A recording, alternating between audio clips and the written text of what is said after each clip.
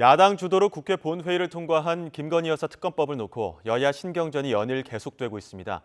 대통령실과 여당이 네 번째 거부권 행사 방침을 사실상 굳힌 가운데 이제 관심은 그 시기와 전국에 미칠 파장으로 쏠리고 있습니다. 임성재 기자입니다.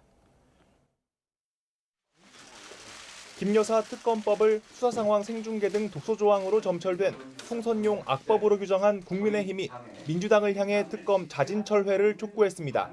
이재명 대표가 한동훈 비대위원장과의 상견례 자리에서 협력 강화를 언급한 만큼 정치 변화를 바라는 국민 명령을 이젠 따르라는 겁니다. 이재명 대표가 언제든 협력할 준비가 됐다고 한 것처럼 이제 정쟁용 탄핵과 총선용 특검과 같은 악법은 스스로 거두어 주십시오.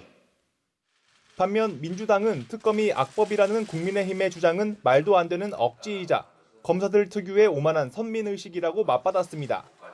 특히 각종 여론조사에서 국민 다수가 특검에 찬성하는 점을 강조하고 있는데 이들의 요구가 비상식적인 것이냐며 따져 물었습니다.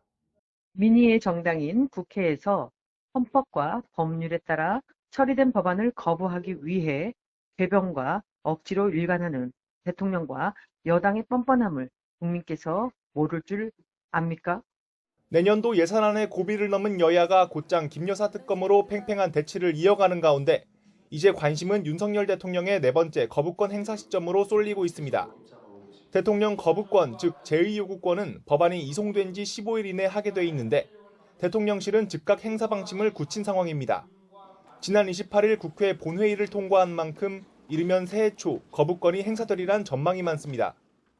대통령은 법안이 정부로 이송되는 대로 즉각 거부권을 행사할 것임을 말씀드립니다. 특검법이 국회로 되돌아올 경우 다시 본회의를 통과하기는 쉽지 않아 보입니다. 재의결을 위해서는 출석 의원 3분의 2 이상, 즉 199명이 찬성표를 던져야 하는데 거대 야당이라고 할지라도 해당 의석수를 채우기는 쉽지 않기 때문입니다. 주요 변수는 국민의힘 공천심사 이후 물갈이 대상이 된 의원들의 이탈표란 분석이 나오는데 민주당은 그 틈새를 노리는 분위기도 읽힙니다. 공천 갈등 전 조속한 재표결을 바라는 여당과 권한쟁의 심판 등 법적 대응을 검토하며 급할 게 없다는 야당 간 물밑 기싸움이 치열한 이유입니다. YTN 임성재입니다.